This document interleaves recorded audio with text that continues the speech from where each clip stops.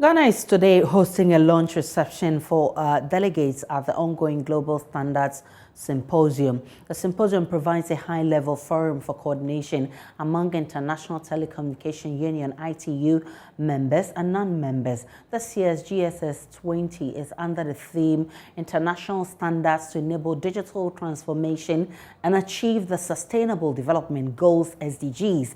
The Minister for Communication and Digitalization, Esla Osu-Ikofol, is representing Ghana, and the forum now joins us live from Geneva with Mom. Grateful for you, Honorable Esla. So first of all, briefly tell us why our participation in the World Telecom Standardization Assembly is relevant.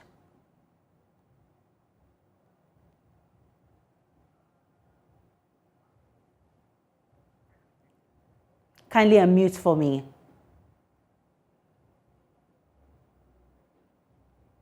Hello. Kindly unmute for me.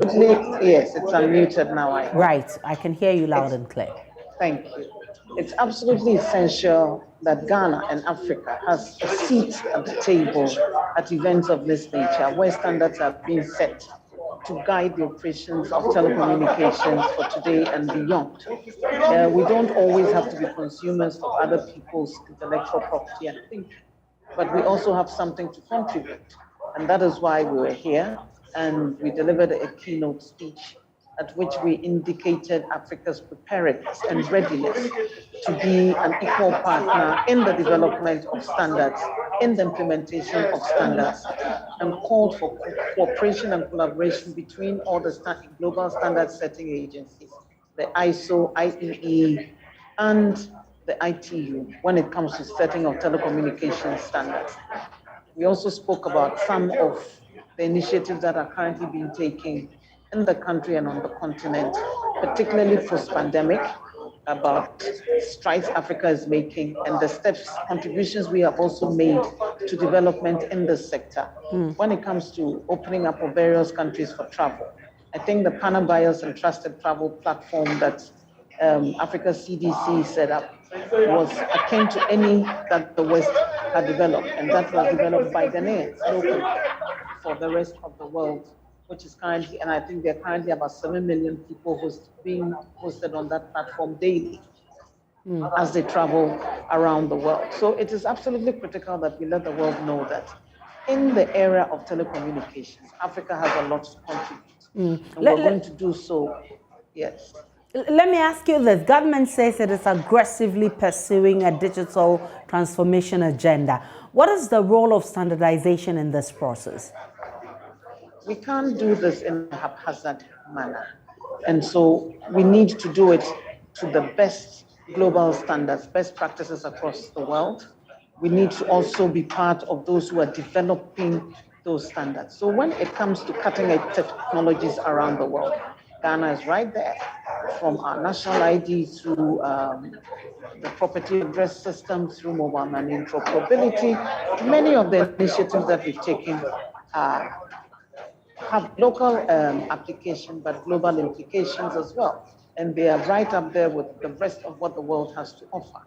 Pan-bias is one. We're implementing the Caravan project, which is setting up an e-logistics chain, and all the many other initiatives that we've undertaken. We're talking about connectivity today in another meeting, and our rural telephony project is being touted as one of the best use cases around the world for others to emulate.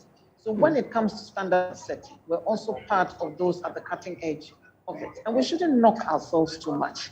We do have a lot to contribute on the global stage. We need to appreciate the strides that we're taking locally as well.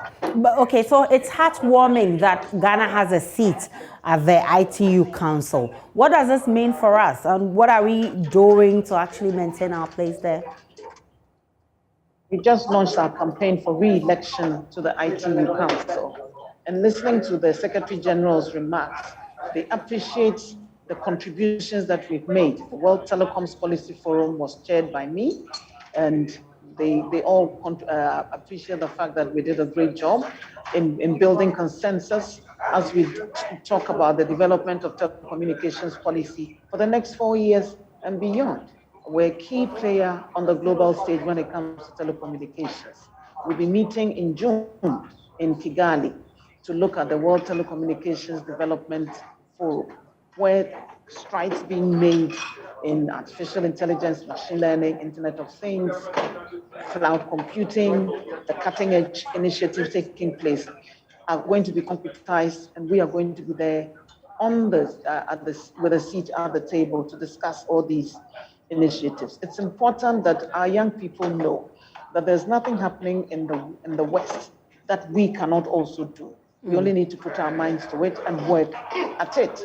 And if we can showcase role models of people who are actually implementing some of these activities on the global stage, it lets them know that they can also be capable of developing some of these initiatives.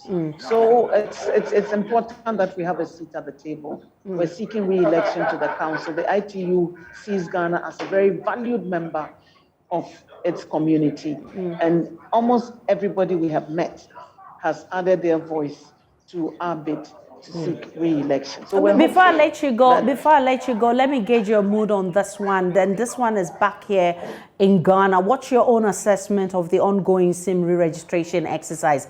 Will the deadline be extended? As I've been saying, we're constantly reviewing the process. The queues have reduced, as you all witnesses too. The process is more streamlined now. And it's incumbent on all of us to know that it's a very important exercise, and we take it serious because it is part of the initiative that we're putting in place to improve our cybersecurity architecture around and reduce the cyber fraud that is taking place. So we're reviewing it, and depending on how things go, we'll be making an announcement sooner or later. I'm grateful for your time. Esle Uso-Ekofo is Minister for Communication and Digitalization, and she's been speaking about that conference and also responding to some questions about the SIM re-registration exercise. Let's take a break on Joy News Today and bring you all the updates in business shortly.